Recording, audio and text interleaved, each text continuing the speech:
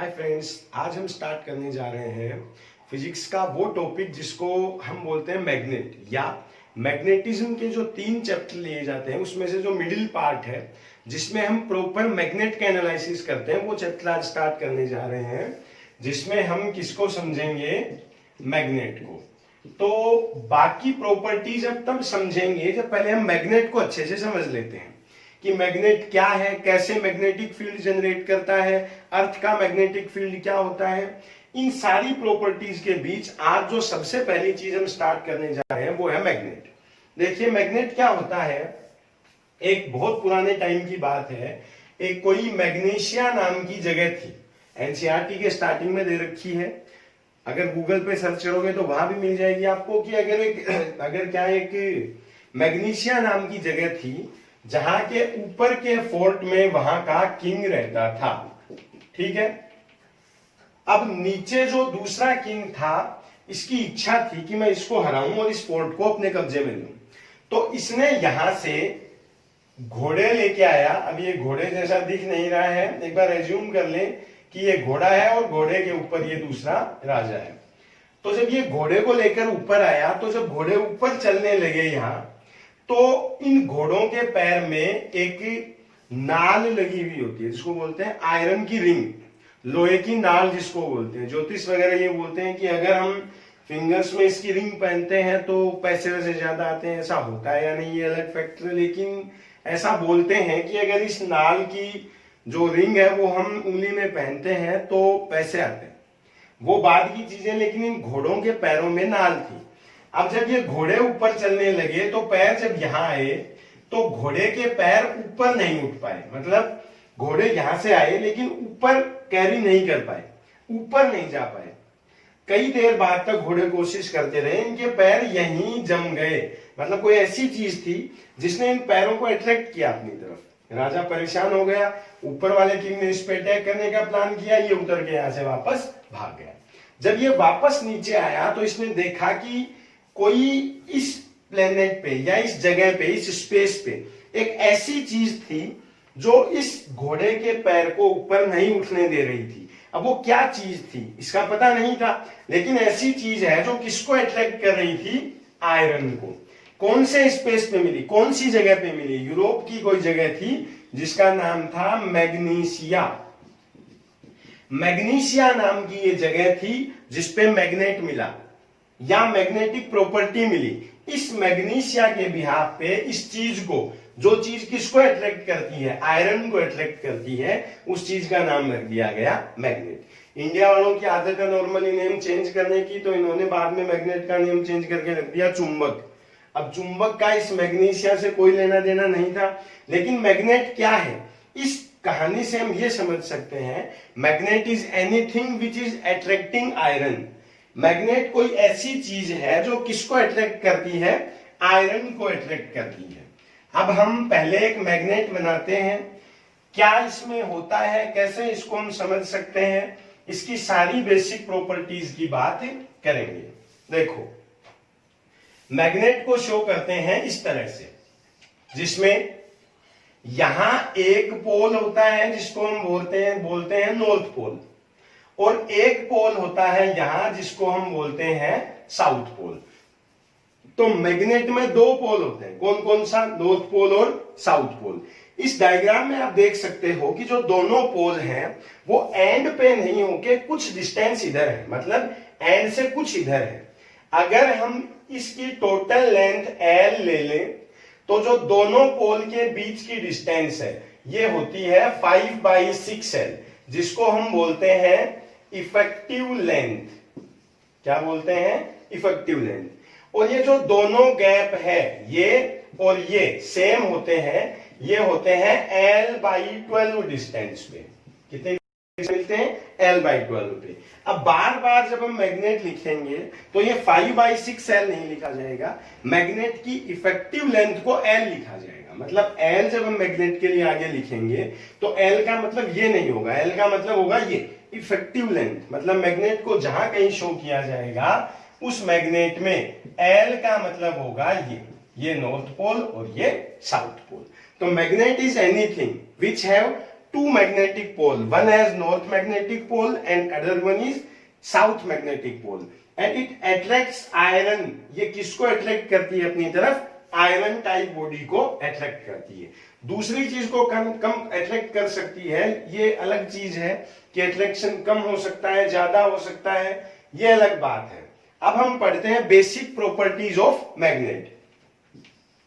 अब हम स्टार्ट करते हैं बेसिक प्रॉपर्टीज ऑफ मैग्नेट. देखिए मैग्नेट की बेसिक प्रॉपर्टी क्या है, इन सबको हम एक एक करके अच्छे से समझेंगे.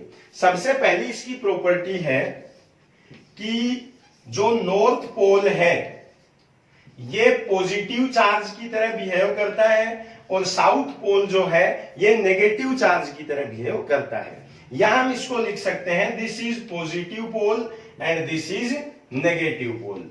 नॉर्थ पोल पॉजिटिव पोल की तरह बिहेव करता है और साउथ नेगेटिव की तरह. पोल क्या है, जैसे दिन रात सुख दुख, उसी तरह पॉजिटिव नेगेटिव, तो इसमें यहां लेते हैं पोल. अब पोल का पावर कितना है, मतलब कितना ज्यादा अट्रैक्ट ये कर सकता है, इसलिए इस पोल की शो की जाती है पोल स्ट्रेंथ. इस मैग्नेट को यूं दिखाएंगे, यहां है प्लस एम और यहां लिखा जाता है माइनस एम. एम है क्या, M is pole strength of magnet, कि इसके पोल के पास कितना पावर है, ये कितना ज्यादा किसी आयरन टाइप बॉडी को अपनी तरफ अट्रैक्ट कर सकता है. तो एम क्या है इसका, पोल स्ट्रेंथ. दोनों पोल के बीच में जो डिस्टेंस है इसको किससे लेते हैं, एल से. और एल क्या है यहां मैग्नेट की, इफेक्टिव लेंथ. ये है इसकी इफेक्टिव लेंथ. तो बेसिक प्रॉपर्टी ऑफ मैग्नेट में हम पहली बात ये कर सकते हैं कि मैग्नेट की इफेक्टिव लेंथ को हम यहां एल लिखते हैं. दो इसमें पोल होते हैं, नॉर्थ पोल पॉजिटिव पोल की तरह बिहेव करता है और साउथ पोल नेगेटिव पोल की तरह बिहेव करता है. ये थी इसकी फर्स्ट प्रॉपर्टी. दूसरा है मैग्नेटिक फील्ड लाइंस. देखिए मैग्नेटिक फील्ड लाइंस क्या है, एक डायरेक्शन देने के लिए नीडल आती है जिसको हम कंपास नीडल बोलते हैं, कि मैग्नेट के चारों तरफ मैग्नेटिक फील्ड कैसा होता है. ये कोई मैग्नेट है, ये नॉर्थ है, ये साउथ है. तो जो मैग्नेटिक फील्ड लाइन है वो नॉर्थ पोल से बाहर आती है और साउथ पोल में जाकर खत्म होती है. इसके बाद मैग्नेट के अंदर ये साउथ से नॉर्थ तक चलती है. तो हम क्या कह सकते हैं, it comes out from north pole and comes in at south pole, SOUTH south pole, in outside area. बाहर के एरिया में ये नॉर्थ से निकलती है और साउथ पे एंटर करती है. लेकिन अंदर क्या है, but inside it carries from S to N. लेकिन अंदर के एरिया में ये साउथ से चलती है और किस पे आती है, नॉर्थ से. मतलब हम ये कह सकते हैं कि ये यूं कंप्लीट क्लोज लूप फॉर्म करती है. जब हम इलेक्ट्रिक फील्ड लाइन पढ़ते हैं तो वहां ऐसा आता है कि electric field line positive charge से आती है, नेगेटिव पे खत्म होती है, ये आगे वापस इस पे नहीं आएगी. तो ये कैसा लूप बनाती है, ओपन लूप. कौन सी लाइन है ये, electric field lines makes open loop. भाई इस पे हम क्या कह सकते हैं, magnetic field lines makes close loop. ये कैसा लूप तैयार करती है, क्लोज लूप. ये थी इसकी सेकंड प्रॉपर्टी. अब हम चलते हैं आगे. ठीक है, आगे चलते हैं. अब हम तीसरी प्रॉपर्टी, दोनों पढ़ चुके हैं. थर्ड प्रॉपर्टी को हम बोलते हैं इसमें मैग्नेटिक मोमेंट. देखिए मैग्नेट में जब हमने इसको शो किया था, यहां लिखा था नॉर्थ, यहां लिखा था साउथ, या इसको हमने लिखा था, यहां लिखा था पॉजिटिव एम और यहां लिखा था कैसा, नेगेटिव m, और m को हमने क्या नाम दिया था, पोल स्ट्रेंथ। तो देखो मैग्नेटिक मोमेंट क्या है, मान लो इसकी effective length L, effective length L है, तो जो मैग्नेटिक मोमेंट है इसको शो करते हैं कैपिटल M से, और m इज इक्वल्स टू लेते हैं स्मॉल m इंटू L। मतलब कोई भी एक पोल का हम यहाँ पे क्वांटिटी लेंगे, जितना इसका मैग्नीट्यूड हमें दे रखा है, ये m विदाउट साइन, साइन हमने यहां नहीं लिया है, और L क्या है दोनों के बीच की इफेक्टिव लेंथ। इसका जो डायरेक्शन होता है ये होता है फ्रॉम S टू N, मतलब मैग्नेटिक मोमेंट का डायरेक्शन S से N की तरफ लिया जाता है। किधर ले सकते हैं हम, फ्रॉम S टू N। ये था इसका डायरेक्शन, और मैग्नीट्यूड क्या होता है, स्मॉल m इंटू L। अब इस पे क्वेश्चन हमसे कैसे पूछा जाता है, देखो question number 1, what will be the new magnetic moment if magnet is divided into two parts as shown in diagram। कोई डायग्राम हमें दे रखा है जिसमें एक में मैग्नेट को बीच में से डिवाइड कर दें, दूसरे में मैग्नेट को एक्सिस के पैरेलल डिवाइड कर दें। देखो यहां जो पार्ट आएगा ये, इसमें अगर पहले लेंथ L थी तो अब लेंथ कितनी होगी इसकी, L/2। अब मन में एक सवाल उठ सकता है कि इसका एक पोल यहां था, दूसरा पोल यहां था, तो अगर इसको हम बीच में से यहां से कट करते हैं तो क्या इसमें दोनों पोल होंगे। याद रखना है जैसे ये है साउथ और ये है नॉर्थ, तो जैसे ही इसको कट करते हैं तो साउथ यहां है, यहां नया पोल जनरेट हो जाता है N। मतलब यहां N था और यहां क्या था, S। कट किया, दोनों में अट्रैक्शन था पहले, अब जैसे ही कट किया तो नॉर्थ इसमें आ गया। क्या पोल में कोई चेंज है, जितना पहले था उतना अभी है, लेकिन लेंथ क्या हो गई, हाफ। तो इस नए मैग्नेट का मैग्नेटिक मोमेंट देंगे m dash is equals to, पहले m कितना था, m इंटू L था, अब कितना होगा, m की जगह, पोल में तो कोई चेंज है नहीं तो पोल तो लिख देंगे एज इट इज, लेंथ कितनी हो गई L/2। अब m इंटू L इसको लिखते हैं कैपिटल M, तो जो नया मैग्नेटिक मोमेंट आएगा वो आएगा m/2। अगर यूं ही इस मैग्नेट को दो पार्ट में डिवाइड कर दे यहां से, ठीक है, तो क्या होगा, देखो ये आया ऊपर का हिस्सा, जब आपने कट किया तो पोल ये था, आधा पोल तो रह गया ऊपर और आधा पोल चला गया नीचे वाले में, लेकिन लेंथ अभी भी क्या रहेगी, L। लेंथ तो सेम है, चेंज इस बार हुई है पोल स्ट्रेंथ, जो m थी वो कितनी हो गई, स्मॉल m से स्मॉल m/2। तो जो अब नया मैग्नेटिक मोमेंट होगा m डैश, वो होगा m/2, एक पोल लेना है, टू बीच का डिस्टेंस। अब m इंटू L को क्या बोलते हैं, कैपिटल M, तो m डैश का जो 2। नया मैग्नेटिक मोमेंट हमसे कई तरीके से पूछे जा सकते हैं। हमने इनिशियल दो केसों की स्टडी की कि अगर मैग्नेट को कट किया जाए तो मैग्नेटिक मोमेंट कैसे चेंज होगा। अब हम इस मैग्नेट को अलग अलग एंगल के आर्क पे बेंड करेंगे, मतलब हम इससे लूप बनाएंगे। 60 डिग्री का बना सकते हैं, 90 का बना सकते हैं, 120 बना सकते हैं, 120 के अलावा हम इससे 180 का भी बना सकते हैं। 360 का तो नहीं बनेगा क्योंकि दोनों पोल फिर खत्म हो जाएंगे। तो क्वेश्चन क्या है, देखिए,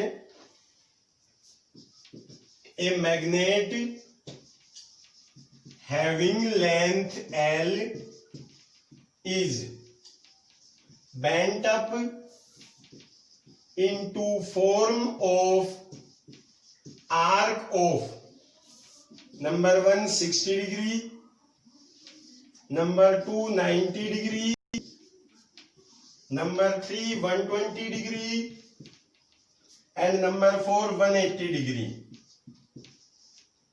Then find new magnetic moment in each case. देखो करना क्या है, ये मैं आपको चारों केस अलग अलग लेके समझाऊंगा। हम पहले एक केस का एनालिसिस करेंगे, फिर दूसरे का, फिर तीसरे का और फिर चौथे का। करना क्या है, ये मैग्नेट था, नॉर्थ पोल था, साउथ पोल था, या मान लो यहां पॉजिटिव एम था, यहां नेगेटिव एम था, और बीच में डिस्टेंस कितनी थी, एल। अब पहले केस में इसको बेंड करना है 60 डिग्री के आर्क पे, मतलब इस पॉइंट को कुछ हमने बेंड किया मैग्नेट को, तो ये एंगल यहां कितनी का बनता है, 60 का। देखो इसको यहां मिला दें, क्या है, जो मैग्नेटिक मोमेंट हम पढ़ते हैं m इंटू एल, वहां एल जो होता है वो होता है minimum distance between first and last point, या मिनिमम डिस्टेंस या direct distance between the poles. क्या होता है, m is equals to small m into L. ये l क्या है, डायरेक्ट डिस्टेंस बिटवीन पोल्स।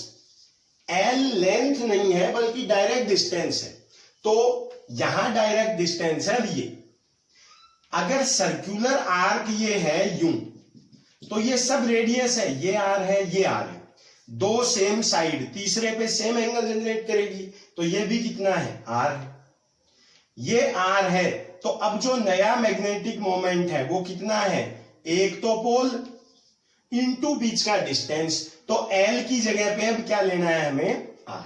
इस r की वैल्यू निकालते ही ये क्वेश्चन सोल्व हो जाएगा। जैसे दूसरे केस में क्या लेंगे, जब हम इसको 90 के एंगल पे बेंड कर देंगे यूं, ये r, अब दोनों पोल के बीच का डायरेक्ट डिस्टेंस कितना होता है, r हो तो ये लेते हैं √2r।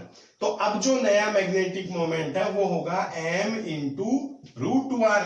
अगर तीसरे केस में 120 पे इनको ले लें तो ये 120 है, ये r है, ये r है। अब दोनों पोलों के बीच का डायरेक्ट डिस्टेंस लिया जाता है √3r, और अगर इसको 180 के आर्क पे बेंड कर दें तो जो डिस्टेंस है ये लिया जाता है r और r टोटल 2r। तो इस केस में नया मैग्नेटिक मोमेंट होगा m इंटू √3r, और इस केस में नया मैग्नेटिक मोमेंट होगा m इंटू 2r। ये चारों केस आपके सामने हैं, हमें सिर्फ इस r की वैल्यू निकालकर इन चारों केसेस में रखनी है। देखो पहले में कैसे निकालेंगे, जो L लेंथ का कंप्लीट मैग्नेट था, इससे कितने डिग्री का एंगल बनाया है, 60 का। तो हम ये कह सकते हैं 60 का मतलब कंप्लीट सर्किल का 1/6 पार्ट है, क्योंकि कंप्लीट सर्किल होता है 360 एंगल का। अब यहां एंगल कितना है, 60 है, 60 के एंगल का मतलब है कंप्लीट सर्किल का 1/6। तो क्या लिख सकते हैं इसको, L से हमने 2πr का 1/6, L से 2πr का 6 पार्ट किया है। जहां 90 का एंगल है, 360 में तो कंप्लीट सर्किल आता है, यहां हमने L से 2πr का 1/4 पार्ट किया है। 120 का जब करते हैं तो टोटल एंगल 360 है, यहां हमने L लेंथ से 2πr का 1/3 पार्ट तैयार किया है, और यहां हमने L लेंथ से 2πr का हाफ पार्ट तैयार किया है। इन इक्वेशन से r की वैल्यू उठा के इसमें रखेंगे, उत्तर मिलेगा। देखो ये 3r इज इक्वल्स टू मिलेगा 3l/π। इसको यहां पुट कर देंगे तो m डैश आएगा m, r की जगह 3l/π, m इंटू l ये होता है मैग्नेटिक मोमेंट, तो नया मैग्नेटिक मोमेंट आएगा 3m/π। क्या करना है, एक तो डायरेक्ट डिस्टेंस लेनी है सब में, और फिर L लेंथ से कंप्लीट सर्किल का सर्कमफ्रेंस होता है 2πr, उसका जितना हिस्सा हमने तैयार किया उसकी साइज रखनी है। फर्स्ट कंप्लीट, यहां 2 से आएगा 2, तो r इज इक्वल्स टू आएगा 2l/π। इस वैल्यू को अगर उसमें रखेंगे तो क्या होगा, m dash is equals to, अब क्या रखना है, m √2, r की जगह 2l/π, m √2 और ये लिख दिया 2l/π। m इंटू l ये था मैग्नेटिक मोमेंट पहले का, तो तो m dash is equals to 2√2 m upon pi. Second case. Third case में यहां से r इज इक्वल्स टू मिलेगा 3l अपॉन 2 पाई, तो जब वहां रखेंगे तो m डैश मिलेगा m 3l अपॉन 2 पाई और ये √3 है, तो ये लो 3l अपॉन 2 पाई। तो जो नेट मैग्नेटिक मोमेंट होगा वो होगा m dash, m into l को लिख देंगे m, तो 3√3 m अपॉन 2 पाई। यहां 2 से 2 कैंसिल, तो r इज इक्वल्स टू है l अपॉन पाई, तो इस r की जगह लिख देंगे l by pi. m into l m था, तो नया मैग्नेटिक मोमेंट होगा 2m अपॉन पाई। ये था एक मैग्नेट का मैग्नेटिक मोमेंट। अगर मोड़ के निकालते हैं अलग अलग एंगल पे, तो हम किस तरह से फाइंड आउट करते हैं। अब हम एक की जगह अगर एक से ज्यादा मैग्नेट रख दें तो मैग्नेटिक मोमेंट कैसे चेंज होता है ये सीखते हैं। ठीक है, तो अब हम स्टार्ट करेंगे कि अगर दो मैग्नेट अलग अलग एंगल पे एक दूसरे से रखी जाए। अभी जो हमने पढ़ा वो ये था कि अगर एक मैग्नेट को आर्क पे बेंड किया जाए या मोड़ा जाए तब रिजल्टेंट कैसे देते हैं मैग्नेटिक मोमेंट का। अब हम समझेंगे कि अगर दो मैग्नेट एक दूसरे से अलग अलग एंगल पर रखी हो तो नेट मैग्नेटिक मोमेंट कैसे दिया जाता है। इसको समझने से पहले दो चीजें हमें आना जरूरी है। पहले उसको रिवाइज करते हैं, फिर उसको साइड में नोट करके अपने टॉपिक पे आएंगे। क्या? रिजल्टेंट ऑफ टू फोर्सेस, दो फोर्सेस का रिजल्टेंट कैसे फाइंड आउट करते हैं। देखो कैसे करते हैं। मान लो ये एक पॉइंट है जिसपे दो फोर्स है, ये F1 है और ये F2 है। आप ये सोच सकते हो कि यहां कोई ऑब्जेक्ट रखा हुआ है जिसको दो आदमी लेकर दौड़ते हैं, एक इस साइड में और एक इस साइड में।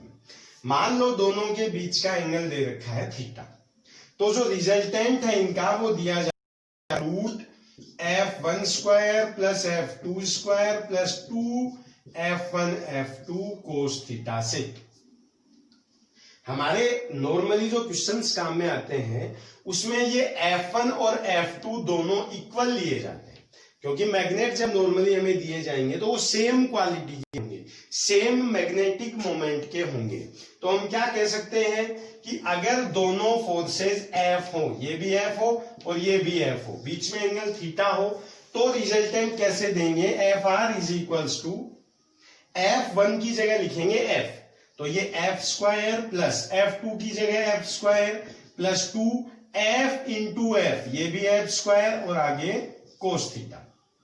F square plus F square कितना होगा 2F स्क्वायर, तो ये आ गया 2F square plus 2F square cos theta.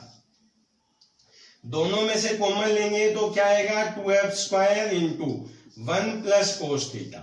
Trigonometry का एक फॉर्मूला यहां हम काम में लेते हैं, 1 प्लस कोस थीटा को लिखा जाता है 2 कोस स्क्वायर थीटा बाई 2। मन में आ सकता है सर कहां से आया, तो ये आपको याद रखना है। 1 प्लस कोस थीटा हो तो लिखते हैं 2 कोस स्क्वायर थीटा बाई 2, और अगर 1 माइनस कोस थीटा हो तो लिखते हैं 2 साइन स्क्वायर थीटा बाई 2। अभी प्लस का काम में आ रहा है तो मैं प्लस लिख रहा हूं, 1 प्लस कोस थीटा को लिखते हैं 2 कोस स्क्वायर थीटा बाई 2। यहां पे क्या आएगा √2F square, 1 plus cos theta की जगह आएगा 2 cos square theta by 2। Resultant 2 into 2 4 का रूट कितना लेंगे 2, F स्क्वायर का रूट F और इसका रूट आएगा कोस थीटा बाई 2। तो अगर दो सेम फोर्स F और F एक दूसरे से थीटा एंगल पे हो तो उनका रिजल्टेंट दिया जाता है 2F कोस थीटा बाई 2 से। 3 फिक्स केस यहां हम स्टडी करते हैं। अगर थीटा 60 हो तो थीटा की जगह पे कितना आएगा 60, तो 60 अपॉन 2 क्या लिख सकते हैं 30 कोस 30, तो यहां आएगा F रिजल्टेंट। मैं इसको अलग से लिख के एक्सप्लेन कर देता हूं, या इधर देख लेते हैं। चलो इधर आओ, देखो नंबर 1, पहला हमने ये कहा कि अगर एंगल बीच में कितना हो 60 हो तो 60 का एंगल लेने से मतलब है ये एंगल कितना दे रखा है 60, तो रिजल्टेंट किससे देंगे FR is equals to 2F cos 60 by 2, तो 60 बाई 2 को लिखेंगे 30 2f cos 30 होता है √3/2, तो इसका रिजल्टेंट यहां से कितना दे दिया जाएगा, √3f। अगर दो सेम फोर्स 60 डिग्री के एंगल पे हो तो दोनों का रिजल्टेंट किससे देते हैं, √3 से। अगर ये एंगल 60 नहीं होके 90 हो, मतलब ये दोनों यूं होते और बीच में एंगल कितना गिवन होता, 90, तो किससे लिखते, FR is equals to 2f cos 90/2। θ/2 है तो 90/2 कितना होगा, 45, ये लो cos 45, 2f cos 45 होता है 1/√2। अब √2 से इस 2 को हटा दें तो ये मिलता है √2f। अगर दो सेम फोर्स 90 के एंगल पे हो तो उनका रिजल्टेंट दिया जाता है √2f से। और अगर दो फोर्स, ये थर्ड केस यहां लिख देता हूं मैं, 120 के एंगल पे हो तो लिखा जाता है 2f cos θ/2। तो 120 का हाफ कितना होगा, 60, तो ये आएगा 2f और cos 60 होता है ये, तो रिजल्टेंट मिलता है f। अगर दो सेम फोर्स 60 के एंगल पे हो तो रिजल्टेंट √3f से देते हैं, 90 पे हो तो √2f से देते हैं, और अगर दो सेम फोर्स 120 के एंगल पे एक दूसरे पे हो तो उनका रिजल्टेंट f से देते हैं। इस कंसेप्ट को मैग्नेट के लिए कैसे काम में लेते हैं ये हम आपको शो कर, आपके सामने दिए जाएंगे। कई बार ऐसा क्वेश्चन आता है, what is the net magnetic moment in given cases if each magnet have magnetic moment m। अगर एक मैग्नेट का मैग्नेटिक मोमेंट m है तो रिजल्टेंट क्या होगा। फर्स्ट केस है जिसमें दो मैग्नेट रखे हुए हैं यूं, देखो क्या है, बीच में दोनों के एंगल दिखा रखा है 60। एक ये केस है, सेकंड इसी में मैं आपको ये केस दिखा देता हूं, यहां भी एंगल दिखा रखा है 60। क्या दोनों सेम है, देखो इसका मैग्नेटिक मोमेंट इधर है, इसका इधर है, तो दोनों के बीच में एंगल कितना है, 60 है। अभी हमने ये कहा था अगर दो मैग्नेट 60 के एंगल पे हो, अगर दो सेम फोर्सेज 60 के एंगल पे हो तो उनका रिजल्टेंट किससे देते हैं, √3 से। यहां इसका मैग्नेटिक मोमेंट, हमने मैग्नेटिक मोमेंट का डायरेक्शन पढ़ा था S2n, इसका इधर है लेकिन इसका किधर है, S2n इधर है। तो अब जो रिजल्टेंट एंगल है इनके बीच में ये 60 नहीं होके कितना है, 120।